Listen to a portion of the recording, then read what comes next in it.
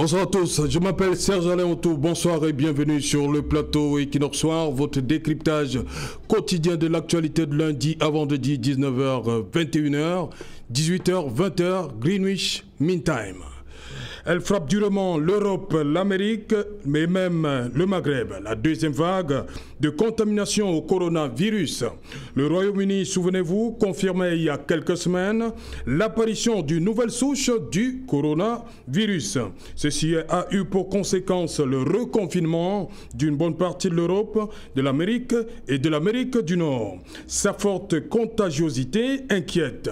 Mais les vaccins mis au point reste efficace, affirment les experts de l'Union européenne. Cet optimisme ne semble pas être partagé par tous, tellement les vaccinos-sceptiques donnent de la voix ces derniers temps.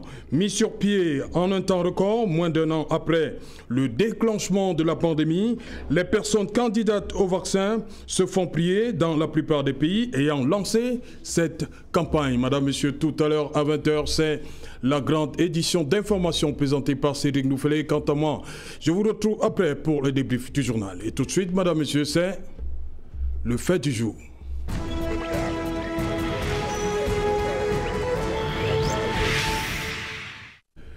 Covid-19, deuxième vague de contamination et vaccins. Pour en parler, nous avons invité en plateau à Douala des médecins, et des journalistes et d'autres experts pour en parler.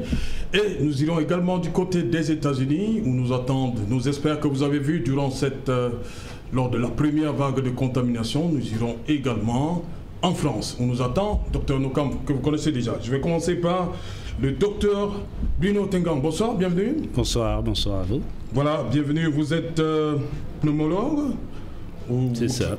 En service au centre des maladies respiratoires de Bonanjo, c'est bien cela? C'est ça, oui. Voilà, on va en parler tout à l'heure. Je vais commencer par vous. Je fais d'abord le tour. Bonsoir, docteur Etoile. Bienvenue. Ça fait un bon bout. Oui, bonsoir. Vous étiez là lors de la première vague. Vous revenez pour la deuxième vague, c'est ça?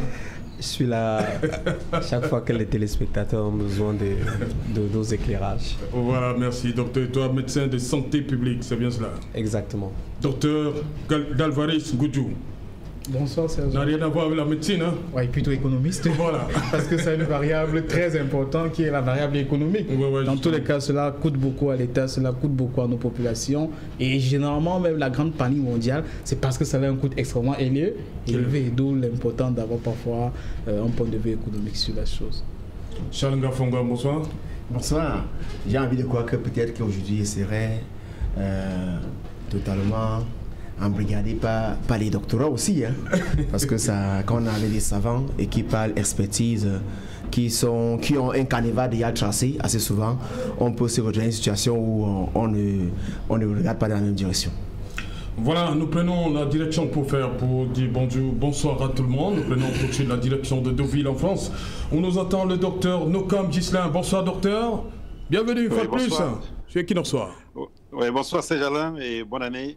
Meilleurs vœux à tous les téléspectateurs et à tous les compatriotes. Voilà, docteur Nokam, une petite question avant de commencer. Est-ce que vous êtes déjà fait vacciner? Vous faites partie du personnel de santé. Est-ce que vous êtes vacciné déjà? Ben, je pense que dès que effectivement, là, il y a le personnel de santé peut déjà se faire vacciner, mais il faut avoir plus de 50 ans. Ah, il faut avoir plus de 50 ans. Donc je ne suis pas prioritaire. Ok, merci. Vous avez répondu à ma question. Possible, je me ferai vacciner.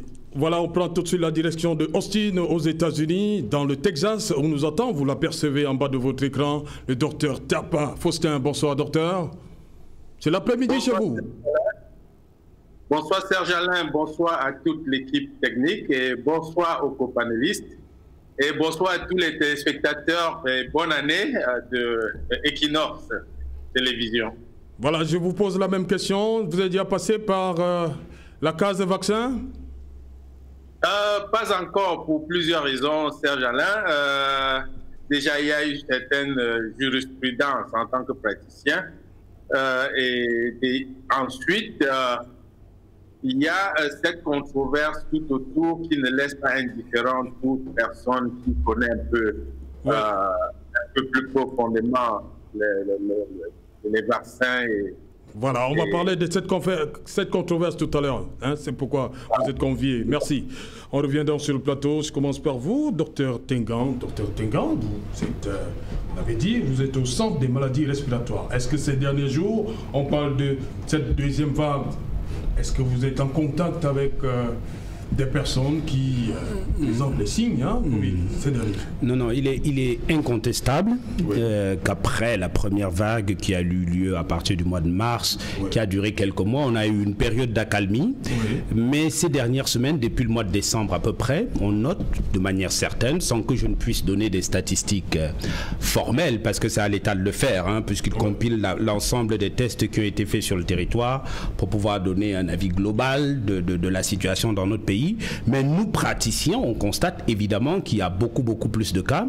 En consultation encore aujourd'hui, j'ai vu plein de cas de patients qui présentaient des signes. Certains avaient été testés quelques jours avant ou même jusqu'à samedi, et d'autres ont été testés dans la journée. Il s'est avéré qu'ils étaient positifs. Donc incontestablement, il y a une recrudescence du nombre. Et qu'est-ce que vous faites lorsque ils sont positifs? Vous les prenez en charge tout de suite? Ça dépend de beaucoup de choses. Ce qu'il faut savoir, hein, je le dis, j'ai mon confrère et jeune frère Dr. Toi qui est là, dans plus de 80% des cas, cette pathologie passe quasiment inaperçue et complètement asymptomatique. Dans 10% des cas, il y a des symptômes qui sont mineurs à moyens, et dans 5% des cas, des symptômes graves qui mettent en jeu le pronostic vital. Donc il y a certains patients qui n'ont aucun signe, que nous laissons rentrer chez eux et que nous confinons chez eux en suivant un certain nombre de mesures pour qu'ils ne contaminent pas des gens autour d'eux. Et on leur donne aussi une feuille de surveillance pour la température, la toux, l'essoufflement, ainsi de suite. Et s'il y a des symptômes plus inquiétants qui apparaissent, ils reviennent nous voir. Et dans ce cas, on juge en fonction d'autres paramètres s'il faille les mettre sous traitement ou pas. Donc tout le monde n'est pas systématiquement traité avec les fameux protocoles dont on entend parler un petit peu partout. Et d'ailleurs, ces protocoles doivent être adaptés en fonction du malade, en fonction de son histoire médicale et ainsi de suite. Il ne s'agit pas systématiquement de donner exactement la même chose à tout le monde. Il y a des adaptations à faire en fonction des résultats des examens qu'on a fait et en fonction de l'histoire du malade. Donc, pour résumer, une partie des patients va rentrer chez elle, va être confinée chez elle pour éviter de contaminer leur entourage et leurs collègues de travail éventuellement. Une autre partie va recevoir un traitement à domicile, et ceux qui sont les plus graves, notamment ceux qui ont des symptômes respiratoires importants, vont être hospitalisés sous oxygène ou sur un mode ventilatoire un petit peu plus complexe qu'on appelle la ventilation soit invasive, soit non invasive, mais plutôt non invasive dans notre cas parce qu'on ne peut pas faire de ventilation invasive. Donc, et les protocoles sont un petit peu différents en fonction de la sévérité des cas. Donc globalement, voilà la prise en charge qui est faite. Ok, docteur, et toi, vous également, vous êtes au contact des malades, on va le dire comme ça. Ces derniers temps, vous avez rencontré des personnes qui étaient déclarées positives? Oui, effectivement, d'abord en tant que médecin praticien, parce que je consulte chaque jour des patients. Donc nous rencontrons effectivement un regain de cas positifs. Maintenant, sous l'angle de santé publique, sous l'angle de l'épidémiologie, le ministère de la Santé publie assez régulièrement un bulletin épidémiologique qui est disponible, accessible à tout le monde, et donc qui vient de faire le dernier, qui compile la période allant du 6 mars au 6 mars 2020 au 6 janvier 2021, montre à peu près la courbe de l'évolution de l'épidémie chez nous, avec une première courbe en cloche, c'est-à-dire qui marque la première vague, ou qui marque le début de la première vague le 6 mars, la fin de la première vague vers le mois de septembre, avec un pic de la première vague entre les mois de juillet et d'août, et un regain un déclenchement de la seconde vague autour de la fin du mois d'octobre jusqu'à ce jour.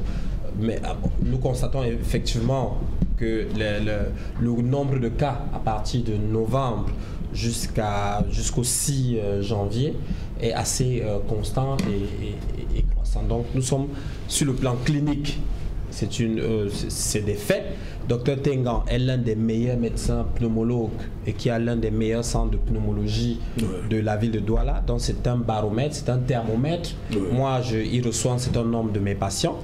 Donc chaque fois que je veux avoir la température du Covid-19 à Douala, je m'en refais. Donc, sa parole vaut comme une certaine autorité. Donc, s'il vous dit que ces jours-ci, cliniquement, il reçoit un certain nombre de patients, il faut le croire. Et deuxièmement, quand on analyse les courbes épidémiologiques, on constate effectivement que nous sommes en plein déclenchement de la seconde vague. Deuxième vague, docteur Dalvaris Goudjou, pour vous, on devrait s'inquiéter. Pourquoi il n'y a pas... Est-ce que l'inquiétude est la même que lors de la première vague, selon vous? Justement, Serge Alain, comment comprendre ça? C'est la variable explicative. Effectivement, comme le docteur Etoile s'est bien dit, les chiffres sont disponibles. C'est globalement un peu plus de 26 000 Mais est-ce que vous sentez le frémissement dans la population, comme au mois de mars, février, avril? Est-ce que c'est la même chose? Justement, c'est là, je dis, si nous sommes globalement un peu plus de 26 000 cas, 27 000. Près de 27 000, merci déjà, un peu près de 25 000 cas soignés, moins de 500 décès. Des gens, quand ils regardent cela, ils font une comparaison avec ce qui se passe ailleurs, avec un taux de guérison de 95%, ils se disent, chez nous, il n'y a presque pas de problème. Et je pense qu'une des variables explicatives, c'est que, justement, pendant les derniers mois, des gens ont commencé à ne plus respecter un certain nombre de mesures. Pratiquement, on voit ça dans la rue. C'est très rare qu'on voit des gens avec le masque. De plus en plus, dans les milieux publics, des gens n'utilisent plus les solutions pour laver les mains. Et surtout, ça, c'est l'exemple, quand nous regardons les leaders, notamment les dirigeants intervenir à la télévision, c'est très rarement qu'ils ont un masque et la population copie cela très facilement. Quel leader? Il y en a beaucoup de dirigeants, je dis les ministres à la télé, quand vous les regardez parler par eux. Ah, les ministres? Oui, il y en a beaucoup quand ils les ministres seulement? Beaucoup d'autres personnes, Je veux dire, se dit que des gens qui nous regardent, des gens qui regardent la masse, ils se disent généralement que si eux, ils en parlent et qu'ils n'ont pas de masque, ça veut dire qu'il n'y a rien de sérieux. Et si nous remarquons qu'à partir de novembre, décembre, avec les fêtes et tout ce qui s'est passé, je pense qu'il y a vraiment les vagues qui peuvent justifier le fait, comme le docteur le dit, que oui, on remarque qu'il y a de plus en plus de cas. Et ce qui est très préoccupant, peut-être que vous allez aborder ça tout à l'heure, c'est qu'il y a des variables déjà. S'il y a des variantes, il peut y avoir peut-être des couches de résistance. Je parle sur le contrôle des médecins qui sont sur le plateau. Et cela devient un peu plus dangereux. Alors que si nous prenons des mesures, si au niveau de nous, en tant que parents, en tant qu'éducateurs, en tant que pédagogues, nous prenons nos responsabilités d'implémenter les mesures barrières, même au sein de l'entreprise, au sein de la famille, au sein de l'établissement, je me dis que cela pourrait avoir un impact extrêmement positif, surtout que, comme je l'ai dit un peu plus haut, cela nous coûte extrêmement cher à nous tous. Le Cameroun, quand même, rien que dans la caisse directe pour le ministère de la Santé, c'est quand même 50 milliards de francs CFA. 50 milliards de francs CFA qui n'est qu'une très petite partie, parce qu'en réalité, cela a coûté globalement, avec les programmes que nous avons pu bénéficier au niveau du Fonds monétaire international, autour de presque 400 milliards de francs CFA, parce qu'en fait, officiellement, il y a un certain nombre de soutiens qu'on apporte aux entreprises, en dehors de ce qu'on apporte directement au ministère de la Santé publique. Donc, pour dire que oui, si nous ne prenons pas ces mesures-là, nous ne serons pas surpris qu'ils puissent avoir, les statistiques puissent s'envoler comme c'est en train d'être fait là. Et ne nous disons pas que ce n'est que la responsabilité de l'État, parce que tôt ou tard, nous devons bien payer les impôts à l'État pour rembourser les dettes que l'État contracte pour pouvoir faire face à la pandémie. Charles Ngafongan, le président de la République, dans son adresse du 31 décembre, il a fait le constat, comme tout le monde, que nous avons un peu relâché ce plan. C'est la réalité. Oui. Mais autant je souscris aux communications qui voudraient que les gens prennent de plus en plus de responsabilités, autant je dis qu'il ne faut pas quand même pousser les Camerounais à céder totalement à la psychose. On a bien vu ce que ça a pu causer par le passé. Par rapport à la première vague. Oui, il faut se rappeler que chaque Camerounais a sa solution Covid. Donc les Camerounais ont quand même une solution à cela. Aujourd'hui, il faut davantage interpeller les Camerounais à ne pas oublier ces solutions-là, car jusqu'à présent, si on s'en tient aux statistiques, on peut dire que ce sont néanmoins des solutions qui portent. C'est un peu aussi le fait... ces solutions? Non, il y a des solutions. Moi, j'aime ma propre solution Covid. Donc ici, c'est avec... J'ai failli vite l'interpeller. Je n'ai pas envie de la présenter. Pas de solution politique. C'est quoi la solution? Chacun a une petite position, quelque chose qu'il prend selon lui pour se prémunir de cela, soit pour se traiter, tant que cela arrive. Plusieurs personnes ont eu des symptômes de Covid, ils sont en mal à l'hôpital, on peut recouvrir la guérison. Je dis chacun a sa solution Covid. Il y a également des Camerounais qui ont des solutions qui ont été présentées au grand public. On peut citer le cas de Monseigneur Cléda, ils sont nombreux. Donc chaque Camerounais a sa solution Covid. Il est temps de rappeler à ces Camerounais. Et c'est grâce à tout cela, je crois que c'est tout cela mis ensemble qui a fait que jusqu'aujourd'hui, on en est à ces statistiques-là. Donc, ne pas pousser les Camerounais à la psychose, mais oui, communiquer pour dire aux gens qu'il y a une deuxième variante, une troisième variante, mais je dis une chose, qu'il y ait une deuxième ou une troisième variante, tout ce que nous voulons retenir, c'est qu'il y a une pandémie qui fait des ravages, qui est la Covid. Maintenant, ce n'est pas forcément parce qu'il y a une deuxième variante, qu'il y a une troisième variante que ça change les choses. Il faut respecter un certain nombre de principes, de façons de faire, comme on le recommande. Mais comme je dis, il ne faut pas quand même pousser les Camerounais aujourd'hui à céder totalement à la psychose. Il faut qu'on s'en tienne à ce qui se passe en Europe, en Occident. On n'est pas dans le même contexte et il faut toujours en tenir compte quand on communique sur cette pandémie-là. Voilà, nous prenons tout de suite la direction de Deauville. D'abord, Dr Nokam. Chez vous là-bas en France, l'actualité c'est le vaccin. Dr Nokam. Oui. Oui, Dr Nokam, en France, oui, l'actualité aujourd'hui, c'est le vaccin. Il y a beaucoup de polémiques autour du vaccin en France. Oui, effectivement, mais vous savez, ce n'est pas nouveau qu'il y ait des polémiques sur le vaccin en France. La polémique vient de quoi? C'est le temps mis pour mettre sur pied ce vaccin ou bien... Dites-nous. Non, je pense qu'il y a toujours eu des gens très sceptiques vis-à-vis des vaccins. Le vaccin, par exemple, contre l'hépatite B, on a toujours soupçonné ce vaccin de donner la sclérose en plaques, ce qui en est rien. Aujourd'hui, il y a 52% de Français qui sont pas favorables au vaccin. Mais je pense, moi aussi au départ, au vu des informations qu'on reçoit sur Internet, j'étais aussi sceptique. Hein. Bon, alors j'ai pris le temps de lire, de m'informer. J'ai lu les articles sur 4 vaccins. Et au fait, j'ai compris que les gens, il n'y a pas de quoi avoir peur. Je vais commencer par parler du vaccin de Pfizer. Le Pfizer Biotech, qui est celui qui a le plus alarmé les gens parce que certains médecins même disaient que c'est un vaccin qui va aller dans le génome, donc qui modifie notre ADN. Mais ce que les gens n'ont pas compris, c'est qu'il faut bien expliquer, c'est important d'expliquer. Le vaccin de Pfizer ainsi que le vaccin Moderna, c'est des nouveaux types de vaccins. C'est la première fois dans l'histoire qu'on fait un tel vaccin. Donc c'est des vaccins acides nucléiques. Donc c'est l'ARN messager, donc l'ARN messager qui, en principe, sauf que cet ARN messager, il n'entre pas dans la cellule. On injecte de l'ARN messager qui se connecte au ribosome, mais qui n'entre pas dans le noyau de la cellule. Et cela va fabriquer une protéine qui va booster l'immunité, qui va créer l'immunité contre le virus. Mais l'ARN n'entre jamais dans le noyau de la cellule. Donc c'est très important. C'est pour cette raison que vous voyez ce vaccin, on ne peut que le conserver qu'à moins de 70 degrés. Donc, et à moins de 70 degrés, parce que l'ARN messager est très fragile. Mes confrères vous le confirmeront, il est très fragile. Et donc, du coup, les gens ont eu, en entendant parler de l'ARN messager, on dit waouh, un vaccin qui va aller dans le génome, qui va modifier notre ADN, on sait pas ce qu'on a mis à l'intérieur, mais quand on lit, on voit que non, c'était le moyen. Et pour faire ce vaccin, on dit que ça a été rapide. Mais il faut savoir qu'il y a une décennie qu'on travaille sur les vaccins acides nucléiques, à ADN ou à ARN, mais sauf que c'était destiné aux animaux. Il y a un vaccin à ADN qui a été fait pour lutter contre des maladies qui touchaient le saumon. Hein, c'est une maladie qui touchait le saumon. Et ce vaccin a aussi en étude pour les cancers. Donc, c'est juste comme le virus est arrivé, le coronavirus, il fallait trouver une solution rapide. Étant donné qu'il y avait déjà cette méthodologie qui était déjà maîtrisée, on l'a fait chez l'humain et il faut bien revoir les résultats. Aujourd'hui, il y a 2 500 000 personnes qui ont été vaccinées aux États-Unis. Sur les 2 500 000 personnes, on a 24 effets secondaires. Alors que tout vaccin, moi j'ai été vacciné comme beaucoup de personnes, contre le vaccin de la fièvre jaune. On a des effets secondaires après ce vaccin-là, puisque ces effets secondaires, c'est toujours des effets secondaires minimes. Et il faut surtout noter que l'effet, en science, on vérifie toujours le bénéfice-risque. Le risque de ne pas se faire vacciner contre le coronavirus pour les personnes de plus de 75 ans est supérieur au risque du vaccin, sachant que les effets secondaires jusqu'aujourd'hui sont des vaccins très minimes. Pour les autres vaccins, bon, c'est vrai que le vaccin de l'ARN messager, ça fait peur, mais il y a un troisième vaccin qui est le vaccin AstraZeneca, qui lui est un vaccin fait avec un vecteur de l'adénovirus, vecteur adénoviraux. L'adénovirus, c'est le virus du rhume, que le docteur Tegan connaît très bien.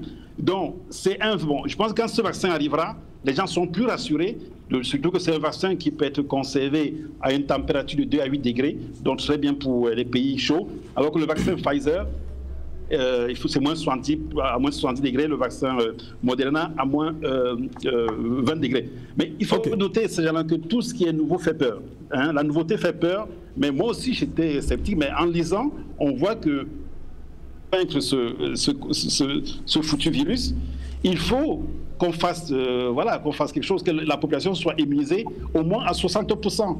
Soit c'est une immunité naturelle, c'est-à-dire qu'il faut laisser les gens mourir, les personnes mourir, laisser que le virus circule, ça contamine les gens, soit c'est une immunité à travers le vaccin. Mais franchement, que choisir? Qu'est-ce qu'on veut choisir? C'est logique qu'on choisisse le vaccin qu'on choisisse le vaccin que de laisser les gens malades. Nous sommes habitués au vaccin depuis très longtemps. On a vu que grâce au vaccin, la rougeole a disparu. On a vu que grâce au vaccin, on ne meurt presque plus du tétanos.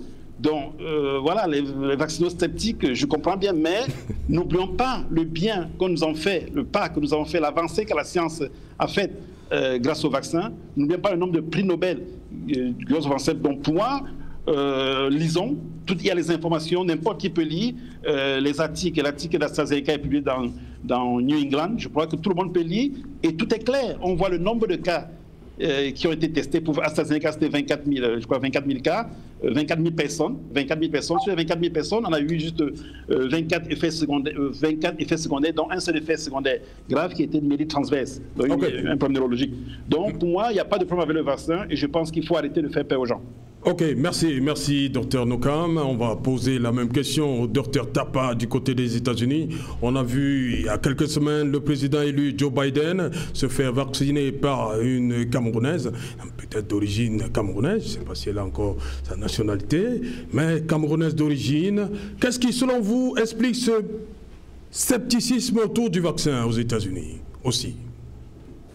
Oui, Serge Alain, je voudrais déjà faire une remarque par rapport à l'intervention de Dr Nokam. C'est vrai, on a des points de vue différents vis-à-vis du vaccin, mais il faut analyser en tenant compte de certains facteurs. Parce qu'en fait, en termes de vaccin, on parle des faits. On ne parle pas des statistiques ou bien des reports des laboratoires, des études. Il y a des logiques en matière de vaccin qu'on ne peut ne pas relever ici. Quand vous parlez du vaccin comme quelque chose qui est salvateur, qui va venir, et quand prenons le Covid lui-même, le Covid qui est à 80%, les gens guérissent avec autant de traitements. Premier fait, ça vous ne pouvez pas le contester. Deuxième fait, le contaminés se sont recontaminés. C'est un deuxième fait. Vous ne pouvez pas le discuter. Ça pose un problème de l'immunité. Est-ce que ça immunise ou pas? Sinon, la maladie serait le premier élément, ce serait même supérieur au vaccin en termes d'immunité. Il y a des faits, pas discuter. Si les gens se recontaminent après avoir pris la maladie, ça pose la question de l'immunisation. Maintenant, vous parlez des vaccins comme si c'est quelque chose qui a toujours été sain. Je veux revenir la fièvre jaune dont vous parlez. Et la controverse des vaccins, ça ne date pas d'aujourd'hui. Comme si en un an, on pouvait établir l'efficacité d'un vaccin, c'est vraiment erroné. C'est vraiment une vision sélective des vaccins. Évaluer l'efficacité d'un vaccin en 2 mois. Vous ne pouvez pas en un an. Vous ne pouvez pas évaluer les effets indésirables à court terme, à moyen terme et à long terme en 2 mois, en 3 mois. Non. On ne peut pas évaluer l'efficacité d'un vaccin parce qu'un président de la République s'est fait vacciner. Ce n'est pas possible. Il y a des faits réels. On parle de la vie, on parle de la santé des gens.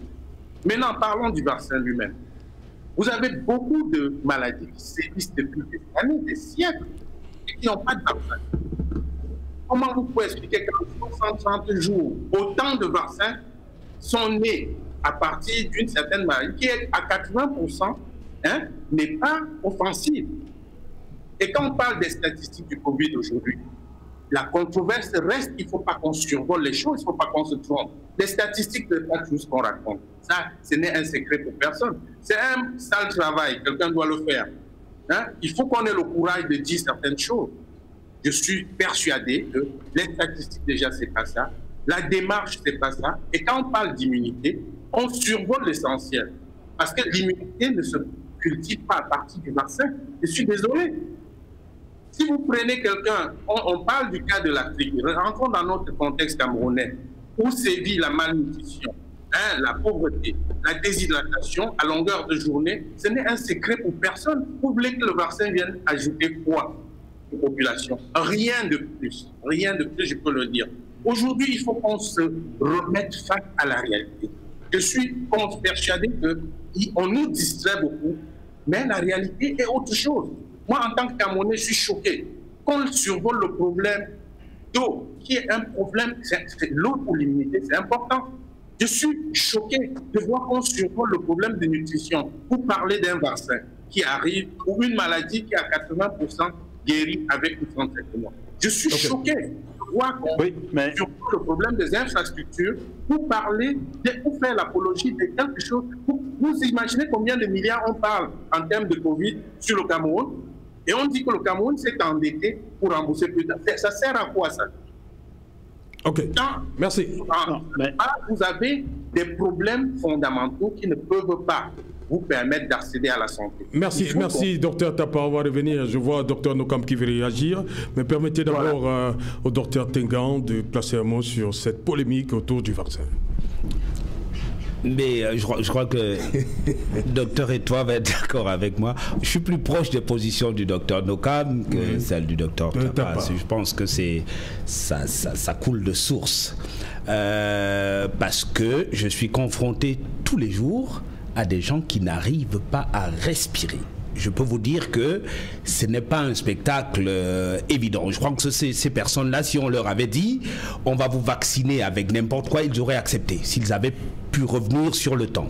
Non, pour être plus sérieux, Dr Nokam a expliqué exactement ce que c'est qu'un vaccin, comment il agit. Il a expliqué tous les différents types de... Je suis parfaitement d'accord avec lui, même si c'était extrêmement technique. Mais il y a moyen de le simplifier. C'est pas très compliqué à comprendre. Et je pense que l'une des choses essentielles à faire, c'est d'informer les gens, de les mettre au courant, d'expliquer, de communiquer, et après, les gens prendront la décision, en connaissance de cause, de se faire vacciner ou non. Mais Serge Alain, on n'en est pas là. Je ne suis pas sûr qu'il y ait une seule dose de vaccin disponible dans notre pays. Puisque justement poser la question. Ben oui, puisque la plupart des pays, notamment les pays d'Europe de l'Est, se battent pour pouvoir avoir ne serait-ce que quelques doses de vaccin pour leurs personnes âgées. La Côte d'Ivoire, c'est dès février. Oui, c'est ce qu'ils ont annoncé. Entre ce qu'ils ont annoncé et ce qui va se passer... On n'en parle pas encore. L'Algérie, c'est dans quelques jours déjà. Voilà. Oui, entre ce qui... Non, ce que certains pays, si vous permettez, docteur, ce que certains pays du Maghreb ont fait de manière... Ils ont accepté de tester les vaccins chez eux. Par exemple, le Maroc, ils ont accepté que pendant les phases de test du vaccin, c'est d'accepter qu'on teste une partie de leur population pour pouvoir bénéficier des vaccins. Mais je pense que la problématique chez nous, à l'instant, en tout cas à ma connaissance, je ne sais pas si toi on n'a pas de vaccin disponible, je ne sais pas, je ne peux pas vous dire s'il y en aura. Donc la discussion même sur l'utilisation du vaccin n'est pas encore... Mais en tout cas, Dr Nokam l'a expliqué de manière claire, le vaccin à ARN ou à ADN notamment, c'est un vaccin qui va bloquer une protéine qui se trouve... Une protéine, c'est une substance à la surface du virus. Ça s'explique, hein, je veux dire, la science, ça s'explique, c'est pas de la sorcellerie. Qui se trouve à la surface du virus, et c'est cette protéine qui permet au virus d'entrer dans la cellule, de la détruire et de produire tous ces dégâts-là. On arrive, en utilisant ce vaccin, de faire en sorte que cette protéine ne puisse plus se fixer sur la cellule, entrer à l'intérieur et détruire les poumons. C'est simple. Pour ceux qui sont contre le vaccin, je suis d'accord qu'on n'a pas assez de recul pour analyser, comme on l'a fait pour d'autres pathologies, pour savoir quels en sont les effets secondaires et quelle est la durée d'action éventuelle du vaccin. Mais il s'agit d'une pandémie, il s'agit d'une urgence mondiale grave. Le docteur l'a dit tout à l'heure sur le plan économique. Donc, on a peut-être court-circuité un certain nombre d'étapes qu'on n'aurait pas fait dans d'autres conditions. Et en médecine, pour tout, il y a un problème de bénéfice-risque. Serge Alain Autou, il n'y a aucun médicament qui est complètement anodin. Le paracétamol que les gens prennent tous les jours, si vous prenez une certaine dose de paracétamol, ça vous détruit le foie et vous êtes mort. Mais tout ce que nous faisons en tant que médecins, c'est de juger entre le bénéfice, qu'est-ce qu'on gagne et qu'est-ce qu'on risque. Et notre métier essentiellement, j'espère que le docteur et toi va le confirmer, il s'agit de faire l'équilibre entre si je fais telle chose, qu'est-ce que je gagne, qu'est-ce que je risque. Et nous jouons à cet équilibre quasiment en permanence. Je suis pour ma part, et je comprends les préoccupations de ceux qui sont contre le vaccin, je suis pour. Si c'était disponible dans notre pays, je me ferais vacciner. Je ferais vacciner ma vieille maman. Mais il faut qu'on prenne le temps d'expliquer clairement à nos populations et que chacun fasse son choix en fonction de ce qu'il aura compris et éventuellement de ses traitements, comme le docteur le disait tout à l'heure, il y a des traitements individuels. Voilà, un autre qui est pro-vaccin sur ce plateau, c'est le docteur Edouard. Oui, disons que aujourd'hui les gens paraissent effarés de voir les personnes opposées au vaccin, mais il faut remonter à l'histoire de la vaccination pour voir que le mouvement anti-vaccinal est contemporain à l'histoire de la vaccination. C'est-à-dire que je me suis donné juste une minute pour la thème, l'ancêtre de la vaccination s'appelait la variolisation parce que c'était la variole. La première maladie, la grande pandémie mondiale, c'était la variole. Et donc, à l'époque, dans l'Empire ottoman, on avait constaté qu'on ne contractait la variole qu'une seule fois dans sa vie. Et donc, après, les gens, donc, on mettait en contact des personnes varioleuses et des personnes saines pour que les personnes saines puissent contracter la variole. Et donc, quand cette pratique a été ramenée en Angleterre, les gens, c'était un succès phénoménal, mais les gens également étaient opposés. On dit que mais ça c'est une pratique, vous venez avec ça d'Orient et tout ça, ce n'est pas, ça sera pas utile ici. En plus c'est une femme et tout ça. À l'époque, le mouvement féministe n'était pas aussi fort qu'aujourd'hui. Ensuite il y a eu le mouvement Jenner qui a impacté la vaccination. D'ailleurs, vaccination vient du terme vaccine, qui était une maladie qu'on observait sur les vaches. Donc vache vient de vaccine. Et donc, c'était un médecin de campagne qui avait observé que des laitières qui trayaient les vaches avaient la vaccine. Et quand elles avaient la vaccine, elles ne contractaient plus la variole. Et donc, il a reproduit dans ce système en prélevant le sang de ces laitières et en injectant de bras à bras. Et évidemment, immédiatement, il a également eu une opposition avec des gens qui estimaient cette fois que c'est un produit animal. C'est-à-dire qu'avant la variolisation, au moins c'était des humains. Là, c'était un produit animal et donc c'était malsain et tout. Ensuite, il y a eu l'étape de Pasteur. Pasteur qui est à l'origine du vaccin contre la rage, qui était un vaccin qui était destiné aux chèvres, à la fièvre des chèvres, à la fièvre charbonneuse. Donc, pour la première fois, il a observé un jeune garçon atteint de rage. C'était tout ce qu'il avait. Et il a vacciné le petit garçon et il a été sauvé. Et immédiatement, pendant que cet acte était héroïque, il a reçu une opposition farouche. D'ailleurs, parce qu'il n'était pas médecin. Les premiers opposants, c'était d'ailleurs les médecins. Et ils ont créé toute une ligue qu'on appelait la Ligue des médecins anti-vaccinateurs, qui faisait des congrès, tout ça, pour s'opposer à la vaccination. Et donc, aujourd'hui, avec l'étape de le vaccin ARN messager, évidemment, vous aurez toujours un groupe de personnes qui seront opposées avec des arguments très scientifiques, parce que je reçois plein de vidéos, on dit tel médecin est opposé à la vaccination, il dit que c'est dangereux et tout. Je ne suis pas surpris parce qu'évidemment chaque fois qu'il y a une innovation, et ça provoque une opposition. Alors, mais pourquoi en Afrique particulièrement, si je peux chuter par là, pourquoi les gens sont opposés à la vaccination? Il y a à peu près 4 groupes de personnes qui sont opposées à la vaccination. Le premier groupe, c'est des personnes qui doutent de l'efficacité. J'ai suivi des gens dire que voilà, effectivement, c'est un vaccin qui date de moins de 3 mois. Voilà, est-ce que c'est efficace? Est-ce que c'est pas dangereux? Et tout ça, ça c'est le premier groupe de personnes. Le second groupe de personnes, ce sont des personnes qui ne veulent pas être prises pour des cobayes. Ils disent que vraiment ne nous prenez pas pour des cobayes et consorts et tout. Le troisième groupe de personnes, ce sont des gens qui croient en un certain nombre de théories du complot, c'est-à-dire que voilà, on va injecter des puces, on va stériliser les jeunes filles, voilà. Donc le mouvement anti-vaccinal s'explique à la fois sur le plan scientifique mais également sur le plan sociologique. Donc il ne faut pas être surpris, il faut tout simplement améliorer la communication pour que ce soit accepté. Voilà, merci d'abord Dalfaris Ngoutou. Ce débat-là, est-ce que ça peut rassurer les populations qui seront peut-être amenées dans les jours à venir à être vaccinées? que les médecins déjà ne s'entendent pas sur le vaccin. Est-ce que ça rassure nous autres? Je pense que, Serge Alain, cela montre clairement qu'il y a quelque chose qui ne tourne pas. Voilà. Pourquoi il n'y a pas unanimité? Il y a un aspect géostratégique dans la chose qu'il ne faut pas oublier. Notre ami tout à l'heure, Dr Moukam, il a cité un certain nombre de vaccins, notamment Pfizer, BioNTech, Moderna, AstraZeneca. Mais curieusement, il n'a pas cité le premier vaccin contre le Covid, qui est Sputnik 5, qui a été fait par les Russes. Pourquoi? Parce que dans le contexte où il est, en France, on s'arrange à diaboliser ce qui vient de l'autre côté. Il va vous répondre, hein, docteur. Oui, c'est pas de sa faute dans tous les cas. Je dis pas qu'il ne sait pas. Puis ce qu'on oublie, c'est que nous parlons de 4 ou 5 vaccins. En réalité, il y en a plus de 10 déjà. Il y a les Cubains qui travaillent, il y a les Chinois, il y en a plein qui travaillent. Maintenant, lui-même, il dit que des maladies telles que la sclérose en plaques a une variable explicative causée par les vaccins. Lui-même, il dit qu'il y a des formes de cancer qui sont liées aux vaccins. Et au-delà, ici, l'exemple de Pfizer-BioNTech.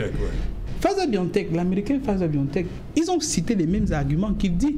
Mais curieusement, il y a cela après quelques décennies, ils étaient au Nigeria, fait un vaccin contre la méningite. Jusqu'à aujourd'hui, il y a des enfants au Nigeria qui sont paralysés. C'est des faits scientifiques. Il y a vérifiables. Il y a des enfants au Nigeria qui ont des formes de cancer. Jusqu'à aujourd'hui, l'État nigérian n'a même pas vraiment été dédommagé. Les enfants là souffrent aujourd'hui. C'était vacciné par Pfizer, l'américain. C'est pas de la magie. Ce sont nos enfants. Ce sont vos enfants, ce sont les nôtres. Maintenant, nous parlons de la question d'argent. Tout à l'heure, le docteur Tekin a bien fait allusion à cela. Nous n'avons peut-être pas les moyens de faire face, d'acheter les vaccins. Mais un pays extrêmement riche comme la Suisse a dépensé 780 millions de dollars pour acheter des vaccins. Mais ils ont dit, nous n'utilisons pas.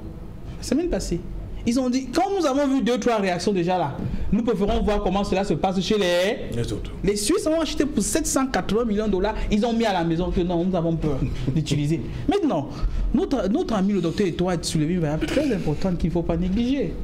Il y a une variable explicative chez nous en Afrique. Ça, c'est la géostratégie. Et en géostratégie, on se base sur des faits passés et présents pour envisager et anticiper les décisions futures. Et sur cet aspect même, il a fait allusion à la variole. Au XVIIIe siècle et au XIXe siècle, quand les conquistadors européens, notamment espagnols, anglais, français, sont allés sur le continent américain, ils se sont rendus compte qu'il y avait des empires extrêmement puissants, notamment l'empire précolombien. Mais quand ils se sont rendus compte qu'ils ne pouvaient pas faire face à ces empires qu'ils ont utilisés, ils ont offert des couvertures aux Indiens. C'était des couvertures qui étaient contaminées de la variole.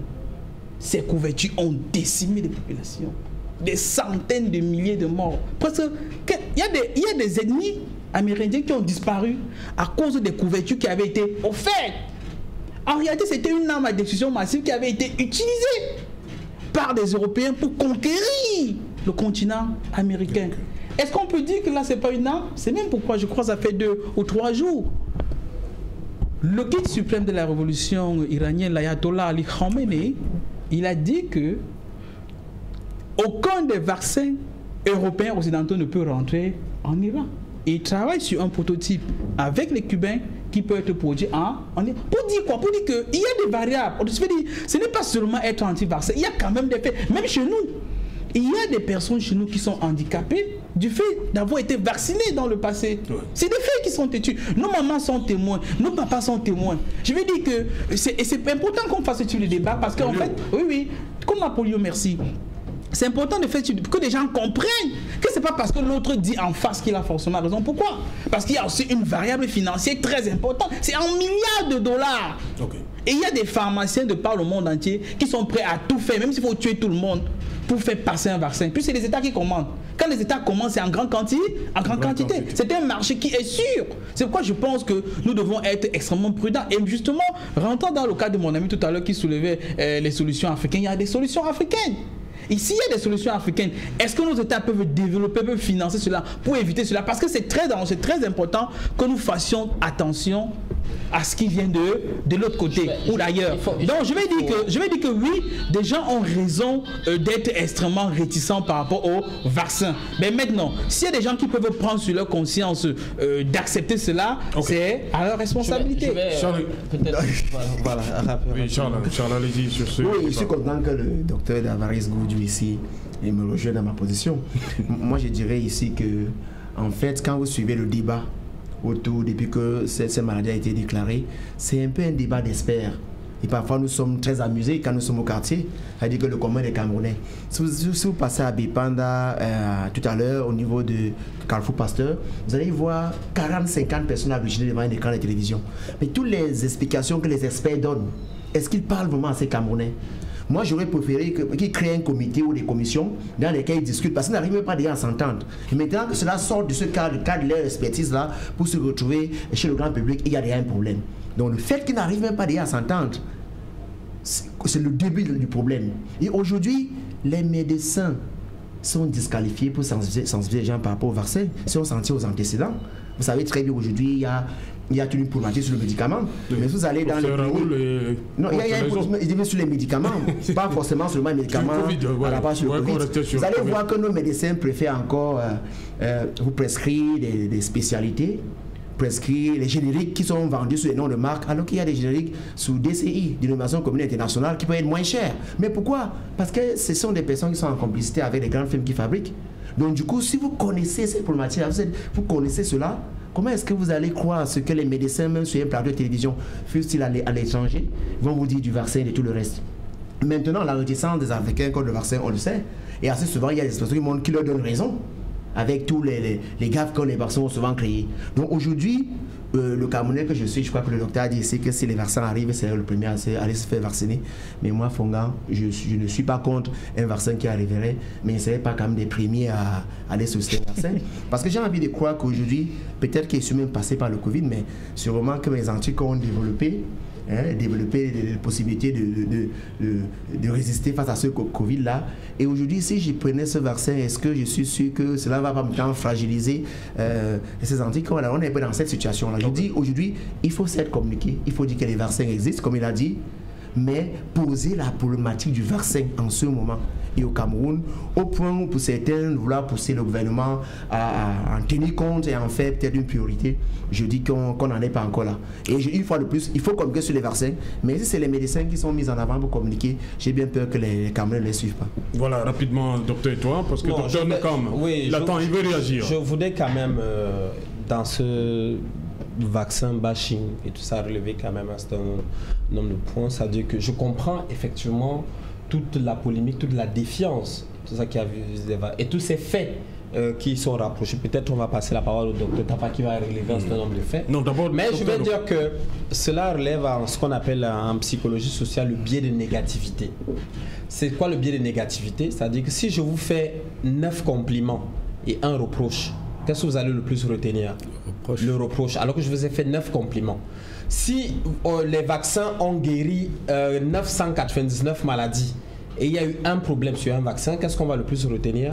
C'est le problème sur les vaccins. C'est comme ça en fait que le cerveau humain est fait. C'est-à-dire que si vous êtes en brousse, vous pouvez rater 10 arbres fruitiers, mais vous allez tomber sur le 11e, c'est pas un problème. Mais si vous ratez le bruit d'un tigre, vous allez finir en saucisson. Donc l'être humain a été conditionné et ça pour capter les signaux négatifs, pour capter les dangers. Donc aujourd'hui, on oublie que les maladies ont complètement disparu grâce au vaccin. Diphtérie, qui s'en rappelle encore? Coqueluche, tétanos. Moi, quand j'étais étudiant en médecine, quand on voyait un cas de rougeole, mais c'était un staff, c'était une réunion d'urgence. Moi, j'ai fait mes stages dans un service de pédiatrie, c'était une réunion d'urgence parce qu'on disait la rougeole, mais c'est incroyable, voyez un cas de rougeole. Et aujourd'hui, la rougeole, c'est presque banal. Alors que la rougeole est une maladie évitable par la vaccination. Donc aujourd'hui, on néglige la vaccination. Les maladies émergentes et réémergentes qui avaient disparu commencent à apparaître. Donc il faut faire très attention avec des personnes qui prennent la parole sur la place publique et ça pour dire tout et n'importe quoi. Voilà, merci. J'ai vu le docteur Nokam qui veut à tout prix absolument rebondir après les déclarations du docteur Tapa. Docteur Nokam. Oui, merci, Serge Alain, parce que je boue depuis tout à l'heure. suite à tout ce que j'ai entendu, je pense que nous devons être sérieux et responsables. Parce que faire ce tel bashing du vaccin, quand on connaît ce que le vaccin nous a apporté, qui parmi vous serait d'accord que son enfant ne soit pas vacciné contre la poliomyélite ou contre la coqueluche? Donc, je veux dire, il faut noter que, quand je vous la méningite à l'extrême nord du Cameroun, je veux dire, il faut noter, comme tout médicament, les médicaments ont des effets secondaires. Je n'ai pas dit le contraire. Les effets, et nous, en tant que médecins, nous avons la responsabilité d'expliquer aux patients. Un chirurgien, par exemple, quand il veut opérer quelqu'un, il lui dit, je vais vous opérer, mais sachez que parmi les effets secondaires, il y a la mort. Est-ce que vous êtes d'accord que je vous opère? Si vous dites non, il ne vous opère pas. Donc, on a l'obligation d'expliquer, d'informer le patient. Donc, pour les médicaments, moi je vous dis, moi je suis neurologue, je soigne la sclérose en plaques. Nous avons un médicament dans la sclérose en plaques qu'on appelle le Tysabri, natalizumab. L'un des effets secondaires de ce médicament, c'est le cancer. Et moi j'ai des patients, j'ai des patients qui le prennent, connaissant ces effets secondaires-là. Mais ils savent que s'ils ne prennent pas ce médicament, ça peut être plus grave. Pour les vaccins, j'ai expliqué tout à l'heure, effectivement, les vaccins ont des effets secondaires. Pour le moment, on ne connaît qu'on n'a qu'un recul. Le vaccin de Pfizer a commencé à être, les études ont commencé en juillet. On a peu de recul. Le livre que nous appelons le Vidal. Le Vidal, c'est quoi? Le Vidal, c'est que quand un médicament sort, on publie les données de la recherche.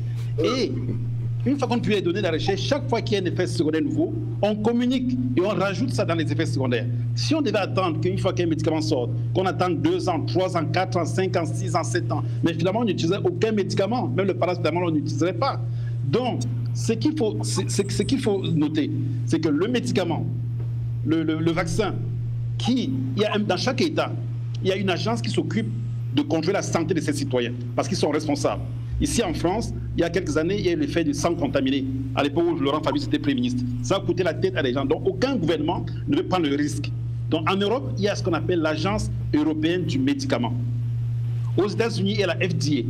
Donc quand un laboratoire fait son vaccin, il faut que les scientifiques valident pour le peuple. Parce que quand la France achète 300 millions de doses de Pfizer, 400 millions de doses d'AstraZeneca, mais ce n'est pas pour le Cameroun, c'est pour la France. Mais vous pensez-vous que la France est prête à tuer son peuple? Donc ils sont convaincus que c'est un mauvais vaccin, ils prennent ça pour le peuple. Ils ne prennent pas ce vaccin pour le Cameroun. Chaque pays s'organise. Ok. Docteur Nokam, permettez au docteur Tapa de réagir avant le journal. Docteur Tapa. Oui, Serge Alain, j'ai 2 remarques à faire. Docteur Nokam dit que réagir contre le vaccin, c'est dit du n'importe quoi. Je suis quand même surpris. On est dans l'ancienne école où tout ce que le Vidal disait, tout ce que l'OMS disait, tout ce que la France disait, était ce qui était vrai. Je suis désolé. La science, c'est les évidences, docteur Nokam. On parle des évidences qui peuvent être vraies aujourd'hui et fausses demain. Ça, c'est la science. Si on est en science, il faut bien qu'on se le dise. Ça, c'est pour apporter la précision académique. Maintenant, sur le plan éducatif, au sortir de cette émission, le commun du mortel devait comprendre qu'est-ce qui est bien pour lui et qu'est-ce qui n'est pas bien pour lui. Nous, on n'a jamais dit que le vaccin n'était pas utile. Moi, je ne l'ai jamais dit. Mais je dis, je juge les faits, je juge les évidents, et je dis, c'est trop tôt pour parler d'un vaccin ou une maladie qui, à 80%, peut guérir avec ou sans traitement. Ça, vous ne pouvez pas le contredire. Mais pas chez plus de 75 ans. De l'autre côté, je suis désolé, de l'autre côté, il y a une bonne façon assez naturelle pour développer son immunité, qu'on gagnerait à expliquer aux populations que c'est un vaccin qui ne sera même pas d'ailleurs à la portée de tout le monde. On parle d'un vaccin qui n'est même pas encore sur le terrain. Mais par contre, il y a des méthodes que les gens peuvent continuer à utiliser pour immunité qui joue plus important même que le vaccin à la limite. Il s'agit de quoi, monsieur Nukam? C'est de l'eau, j'en ai parlé tout à l'heure. L'hydratation du corps, c'est un facteur de l'immunité qu'on ne peut pas contredire. On ne va pas tomber dans les détails académiques ici, mais il faut expliquer aux gens que boire de l'eau, c'est important. On fait l'émission, on est au Cameroun, il faut qu'à la fin de l'émission, les gens puissent en tirer quelque chose. Tant que leur nutrition, ça fait un plus dans leur immunité et dans les circonstances actuelle, si vous faites attention à ce que vous mangez, ça peut vous aider. Il faut expliquer aux gens que leur méthode empirique, c'est-à-dire boire le dinja, boire l'eau du dolé, boire le filet de pointe et tout ça, ce n'est pas mauvais. Il faut leur expliquer que ça leur apporte la chlorophylle qui oxygène le sang et qui peut renforcer le système immunitaire. Il faut expliquer aux gens que les méthodes naturelles actuelles disponibles peuvent les aider avant qu'on ne lutte. Il s'agit de lutter contre une épidémie, pas d'attendre le médicament miracle. Il s'agit d'expliquer aux gens qu'ils ont des recours familiaux avant d'attendre le secours même de l'État. Il faut éviter de sophistiquer le débat en termes le vaccin est devenu ceci ou le vaccin. Pour parler des vaccins, il y en a une dizaine et plus même, et qui posent autant de controverses que chacun d'entre eux. On ne peut pas être spécialiste ou tranché de façon, ce n'est pas la science, c'est les évidences. Vous pouvez ne pas être content par rapport à ce qu'on dit contre le vaccin, mais vous devez prendre du recul pour juger plutôt. Pour juger ce que vous dites. Donc, moi, je pense, au finish, c'est une question des évidences scientifiques. Évident que c'est prudent pour donner aux gens. On va y adhérer. Mais il ne faut pas forcer la main. Il faut permettre... Le taux d'efficacité de Pfizer, c'est 95%. Le taux d'efficacité, c'est 95%. C'est une évidence. On comprenne. Être critique, ce n'est pas un crime. Et que l'attitude d'un médecin normal, face à chaque situation, c'est d'avoir cette réserve et d'analyser avant d'avancer. Une position tranchée, au point où vous pensez que les autres qui parlent contre le vaccin sont des mauvais, non. Okay. Voilà les précisions. On a vraiment du mal à recevoir le docteur Tapa. Donc on va continuer avant le journal sur ce plateau. D'abord, docteur, oui. Bon, on va revenir. On annonce de l'autre côté la pub. Dans un instant, donc, après la pub, ce sera le 20h de Céline Noufélé.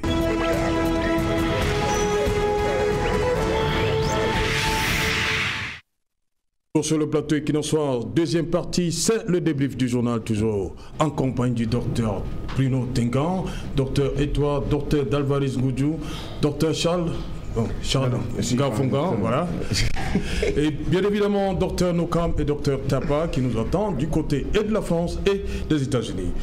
Docteur Dalvaris Goudjou, comme je l'ai dit, un mois de janvier particulièrement sanglant dans le cadre de la crise de nos zones. Justement, particulièrement sanglant, Serge Alain. Et la particularité, c'est qu'on a comme l'impression qu'il y a un glissement. On cible les couches les plus faibles de la population qui ne sont même pas en même de se défendre, notamment les femmes et les enfants. C'est pourquoi pour moi j'ai toujours dit que jusqu'à présent, peut-être il faudrait, ça peut paraître dur, mais il faudrait que le haut commandement pense, parce que jusqu'à présent, le haut commandement militaire applique la stratégie de la défensive. Jusqu'à présent, on n'est pas encore dans la phase offensive, puisqu'on estime qu'en face, ce sont nos frères. Mais maintenant, moi je pense que ce sont nos frères, mais il y a des mouvements qui, à mon avis, pratiquent le crime organisé et le grand banditisme. Puisque quand vous prenez des gens en otage parce que vous demandez de l'argent, si l'on a regardé les éléments qui ont fuité au niveau de l'enquête, par exemple, lors du dernier massacre à Kumba, il se disait que des gens auraient demandé une somme d'argent à la promotrice de l'établissement qui n'avait pas donné. Et vous venez massacrer les enfants de gens qui ne vous ont rien demandé, qui ne demandent qu'à aller à l'école. Là, ce n'est pas une revendication politique. Ça, c'est du crime organisé. Ça, c'est du banditisme organisé. Et face au banditisme organisé, c'est important qu'il puisse avoir une réponse. Et quand donc, les responsabilités de l'État, c'est de sécuriser les biens et les personnes. Et en ce moment-là, l'État devrait prendre ses responsabilités, à mon avis, pas seulement rester au niveau de la défensive, mais aussi regarder les aspects de l'offensive. Puisque dans tous les cas, s'il faudrait vraiment implémenter une vraie stratégie offensive, je suis convaincu que ces personnes vont être déroutées. Mais maintenant, si on reste toujours à la défensive, je suis convaincu que peut-être dans les mois à venir, nous allons encore être ici en train de faire un débat parce qu'on aurait massacré les femmes et les enfants et que tout le monde aurait dit je ne sais pas qui l'a fait, mais toujours est-il que c'est quand même les enfants des gens. Nous allons faire le débat, nous allons rentrer chez nous, mais c'est une maman qui dort sans ses enfants, c'est quelqu'un qui est à l'étranger qui paie sa maman, qui paie son papa, etc., etc. Ce sont des traumatismes à vie au-delà de ça, de l'aspect économique. Nous connaissons des gens qui désertent les villages, qui désertent leurs maisons. Les maisons, nous avons vu dans les images de vos collaborateurs, des villages qui sont incendiés, des écoles qui sont brûlées, des hôpitaux qui sont détruits. Mais tout cela mène à quoi? Est-ce que c'est vraiment une revendication, ça? Moi, je pense que cela traverse de plus en plus les bornes et je pense que le haut commandement devait prendre les dispositions pour sécuriser les biens et les personnes. Ok. Charles Ngafonga, votre regard sur ce qui se passe depuis le 1er janvier dans le nord-ouest et le sud-ouest? Oui. Beaucoup de sang coule depuis le début de l'année. Je crois qu'une fois de plus, ces groupes sécessionnistes-là poussent un peu le bouchon beaucoup plus loin. Donc il serait d'accord ici avec le docteur Davaris qui pense qu'il faut que l'État prenne véritablement ses responsabilités. Car à côté de l'État, il y a aussi les Camerounais, les hommes politiques qui de plus en plus se délectent du sang, se comportent comme des véritables charognards. C'est-à-dire que quand il y a des actes comme ça, au lieu de dénoncer ces actes, parce qu'il est inacceptable, pour quelque raison que ce soit, des gens prennent les armes, font tuer les Camerounais, les enfants et tout le reste, contre la République. Quelles que soient les raisons, quelles que soient les motivations, il est temps que nous dénonçons cela. Quand on les trouve sur les circonstances atténuantes, vous savez, des hommes politiques qui les trouvent atténuantes, j'ai envie de croire que si le Cameroun tout entier, si nous dénoncions cette barbarie, si nous disons à ces frères-là que oui, vous avez des bonnes raisons de vous plaindre, mais ce n'est pas par cette voie-là. Là, je crois que les choses pourraient bouger. J'ai suivi le chef Sekoundiou qui parlait d'une union sacrée de tous les hommes politiques, oui. Et qu'en 2021, quelque chose pourrait se passer au Cameroun. Sauf que pour lui, il a dit que c'est Dieu qui pourrait être derrière ce qui pourrait arriver. Moi, je ne crois pas trop au mécanisme révolutionnaire. Je crois que c'est l'action révolutionnaire. Donc, si tous les Camerounais se mettent ensemble, s'ils le veulent, on pourra véritablement faire bouger les lignes. Et comme l'a si bien dit le docteur Davary ici, il faut vraiment que l'armée monte d'un cran, car les populations aujourd'hui ne sont pas d'accord avec ces sionistes. Donc, les populations sont même prêtes à aider l'armée si tant est qu'elle le veut. Donc, vous êtes pour une solution militaire? Ah oui, mais écoutez, aujourd'hui, quand on passe sur militaire, c'est un peu comme si vous avez deux groupes qui s'enfoncent. On vous a dit que ce sont des bandits. Ça, c'est des groupes organisés, c'est des bandits. Je sais très bien de quoi je parle. Moi, je suis originaire de cette partie du pays. Donc, je sais de quoi je parle. Nous avons des frères là-bas qui vivent le martyre. Vous avez des jeunes frères qui sont transformés en Amazoniens, qui rendent la vie dure à leurs frères au village. C'est des règlements de compte. C'est des gens qui veulent s'enrichir, des gens qui n'ont pu rien faire de leur vie par le passé et qui veulent prendre leur revanche sur ceux qui se battaient. Par exemple, moi, je veux vous dire, je suis persona non grata. Donc, pour moi, je vois que j'ai un cousin qui me disait que quand il me regarde, il disait celui-ci, they will can chop him. Donc, que la manière qu'il peut me découper souvent quand il me regarde, il m'a rappelé cela hier, que vous comme ça, qui peut être, pour eux, vous êtes, ils ont dit que vous êtes le bras la chair qu'on aimerait bien dévorer là-bas. Simplement pourquoi? Parce qu'on vous accuse de travailler pour la République ou peut-être de passer sur les médias. Donc, c'est les règlements de compte, c'est pas forcément parce que j'ai un problème personnel avec ces gens-là. Je pense que les populations ne sont pas d'accord. Et si on s'appuie sur ces populations-là, elles peuvent vraiment être d'une grande importance pour mettre fin à cette guerre-là. Docteur Tenga, ça fait bientôt 4 ans que ça dure. Le sang continue de couler. Hein. Donc, il y a eu le dialogue national. Vous, le médecin, quelle thérapeutique il faut administrer là, pour dans le cas de la crise de Nord-Ouest et Sud-Ouest? C'est extrêmement triste pour l'ensemble des gens, mais mon avis personnel, qui n'est qu'un tout petit avis de médecin, c'est que je pense que la guerre, la violence, personne ne gagnera. Je pense qu'il faut en parler, il faut discuter, il faut trouver des solutions. Parce que, je veux dire, Cédric tout à l'heure disait que le commandement de l'armée a initié une enquête, on verra bien. Mais ceci dit, je suis quasiment convaincu que tant que des bonnes volontés ne s'asseyent pas pour essayer de résoudre ce conflit, il y a eu un conflit, je ne sais plus, en Colombie qui a duré des trentaines, plus de 30 ou 40 ans. Une fois que les deux camps, entre guillemets, ont décidé de s'asseoir et de parler, ben on a trouvé une solution, même si elle est bancale, mais au moins des gens sont sortis de la brousse et puis le pays commence à fonctionner. Je pense que la solution militaire, je ne suis pas certain que ce soit l'unique solution. Voilà. Et toi, quel médicament pour le nord-ouest et le sud-ouest? Disons que il y a plusieurs aspects. Il y a déjà de médecins, évidemment, nous déplorons toutes ces pertes en vie humaine, ces blessés qui se comptent par dizaines. Donc, et il y a un aspect qui n'est pas toujours très évoqué, qui est celui de la santé mentale. la santé mentale, ça veut dire que déjà le soutien psychologique aux blessés, aux militaires. Je ne sais pas. Vous oubliez les populations elles-mêmes? Je vais y arriver. Voilà, oui, c'est-à-dire qu'aux blessés, aux militaires, aux populations. Quand il y a un massacre comme ça, il faut des cellules de crise, il faut des cellules psychologiques. Parce qu'on pense toujours, même les militaires sont des personnes faites ne sont pas des personnes en fer, ce sont également des personnes faites de chair. Ce sont des personnes faites de chair avec des émotions. Donc quand il y a des chocs comme ça, même elles doivent être soutenues, les victimes doivent être soutenues, la population doit être soutenue. Donc il y a un gros aspect de soutien de santé mentale qu'il faut mettre en jeu. Donc on en appelle évidemment aux experts en santé mentale, aux autorités, de pouvoir, en plus de toutes les autres solutions qui sont déjà mises en place, d'ajouter de la santé mentale. Maintenant, de mon avis sur la crise, je pense que il ne faut jamais s'arrêter. En plus, il n'y a pas qu'une seule solution, je ne pense pas. C'est un conglomérat de solutions qui sont civiles, militaires, et il ne faut pas s'arrêter parce que quand on voit tous les grands conflits dans le monde, je crois que ça ne s'est pas arrêté à une seule séance de dialogue. J'entends toujours on dit le grand dialogue, qu'est-ce que ça produit? Je vois le conflit palestinien, il y a déjà eu, je sais pas, une centaine de rencontres, l'accord de Camp David, l'accord de Sissi, l'accord d'Oslo, il y a énormément eu d'accords. Tous les conflits, que ce soit, je crois le Sahara occidental, c'est jamais terminé, au Maroc. Donc, il faut une succession de rencontres, de dialogues. Donc, il n'y a pas, on ne s'arrête pas, c'est pas une solution magique où on dialogue après tout le monde rentre. C'est une démarche itérative, c'est-à-dire on commence, on continue, on revient derrière, on continue, on revient derrière. Il ne faut pas s'arrêter, il ne faut pas avoir honte de recommencer, il ne faut pas avoir honte de s'asseoir, de continuer à discuter, tout en procédant, en continuant à maintenir l'intégrité territoriale du pays. Voilà, on va prendre également les avis de nos compatriotes. D'abord, Dr Nokam, en France, à Deauville, plus précisément, Dr Nokam.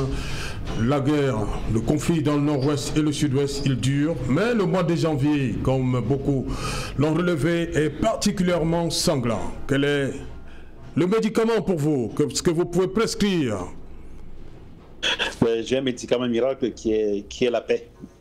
C'est-à-dire qu'il faudrait qu'on essaie de trouver entre frères et sœurs, parce que nous sommes tous les enfants du Cameroun, une solution pour que cette guerre s'arrête. Parce qu'on voit tous les jours les vidéos qui circulent sur les réseaux sociaux, des enfants égorgés, des femmes égorgées.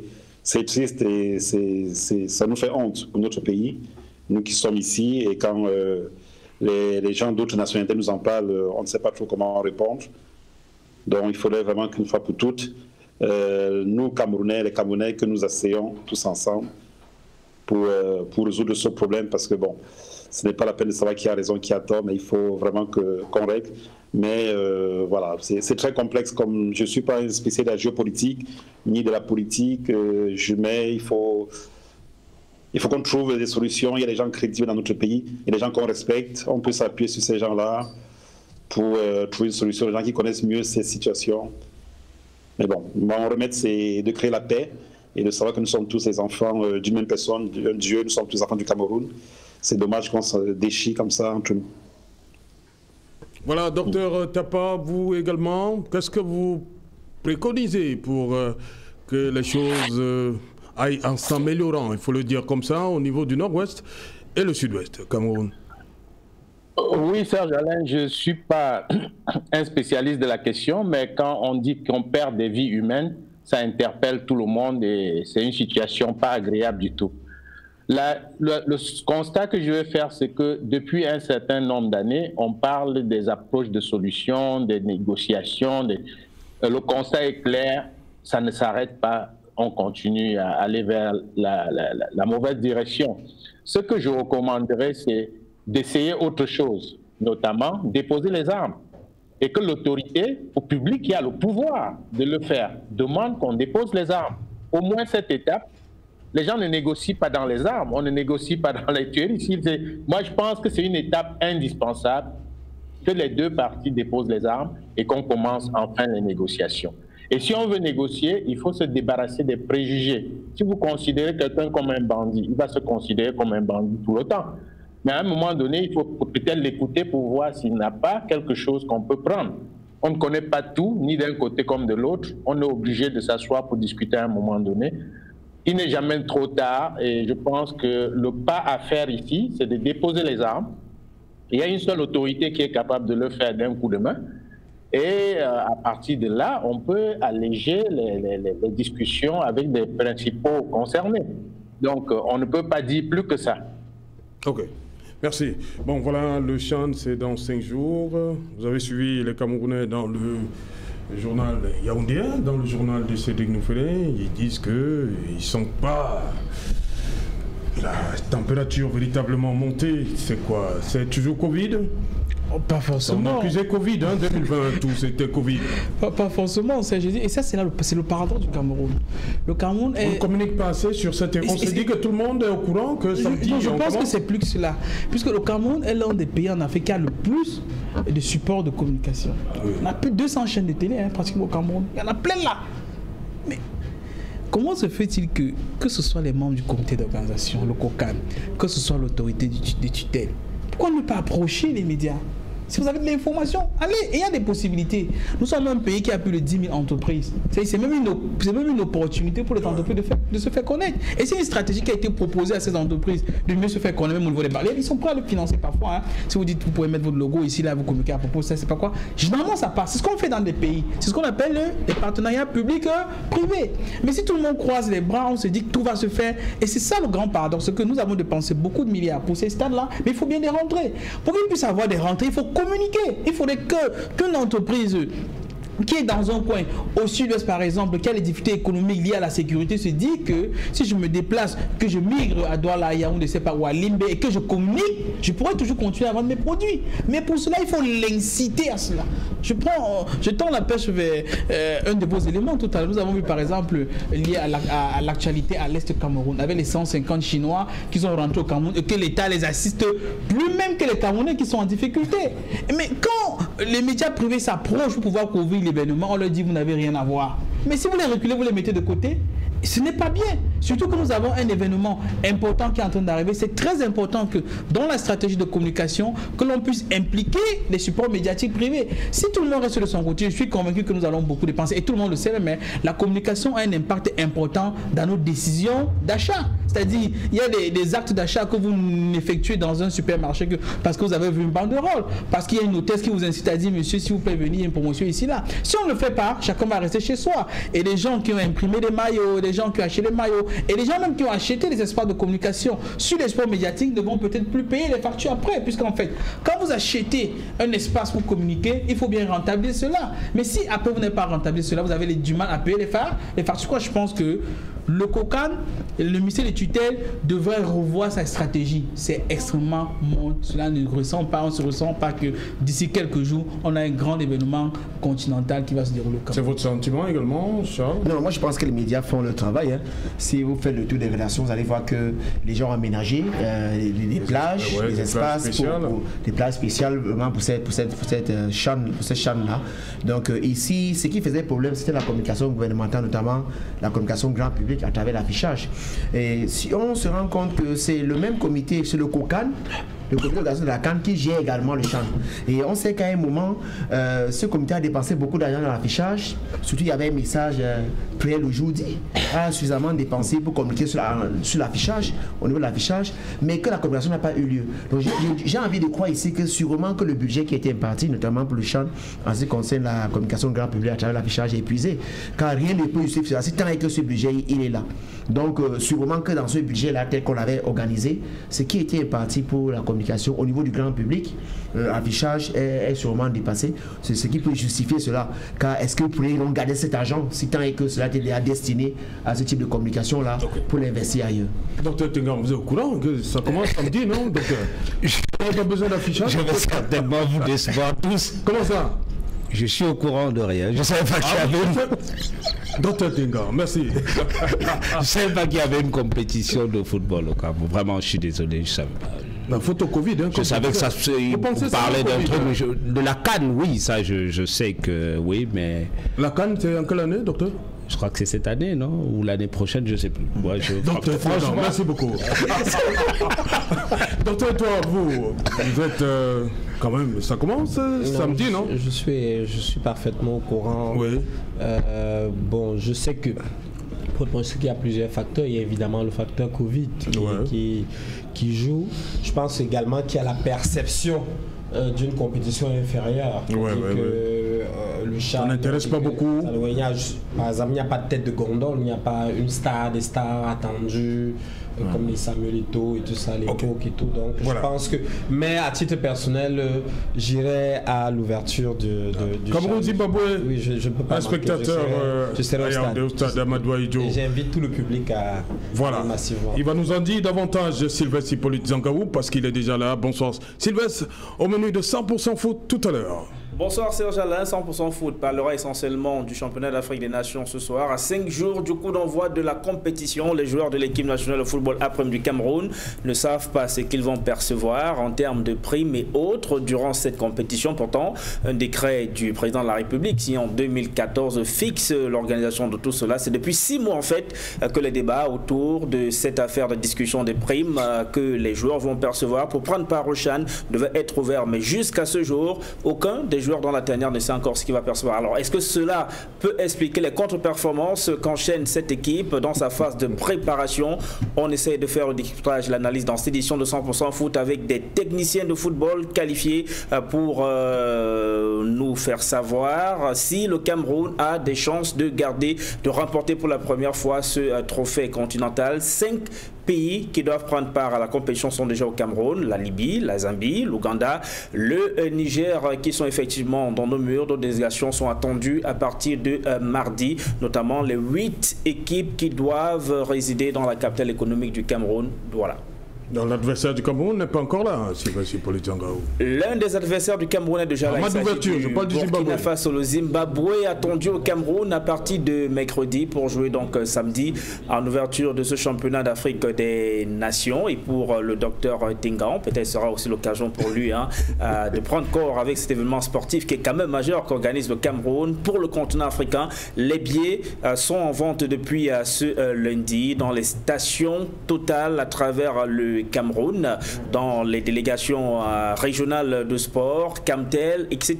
Donc, depuis ce lundi, à partir de 1000 francs CFA pour les stades de la réunification de Douala, Limbé et puis Omnisport à Yaoundé, et 1500 francs CFA jusqu'à 50 000 francs CFA du côté de Japoma. 50 000 francs CFA, merci Sylvestre Hippolyte. Pour les VVIP. Voilà, Sylvestre Hippolyte Zangaou, avant de partir, comment ça va se passer au stade pour les spectateurs?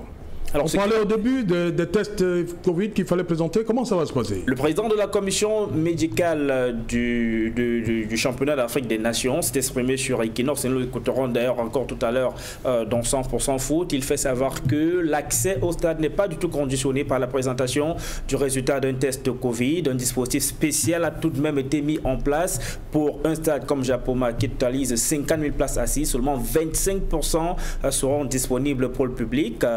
Une distance de 2 mètres au moins entre les différents supporters dans les tribunes. 2 mètres entre les supporters, Sylvestre? Au moins. 2 mètres. Ok. Et les couples alors, comment ils vont faire? Comment ça va se passer? Ils vont se désunir une fois au stade et ils vont se réunir à la sortie du stade. Merci, c'est Sylvestre Hippolyte Zangaou. Merci Sylvestre Hippolyte Zangaou. Dans un instant, ce sera donc 100% foot. Après cette édition Equinox, on va remercier le docteur Nokam qui était à Deauville en France. On va également dire merci docteur Tapa Austin aux États-Unis. Merci docteur Tengan d'être venu. Merci beaucoup. C'est moi, merci. Vous nous avez sorti un chiffre là pour les malades. J'espère que demain ce ne sera pas la même chose. Mais on verra bien. On verra bien. Merci Charles Gafongan. Merci d'être venu.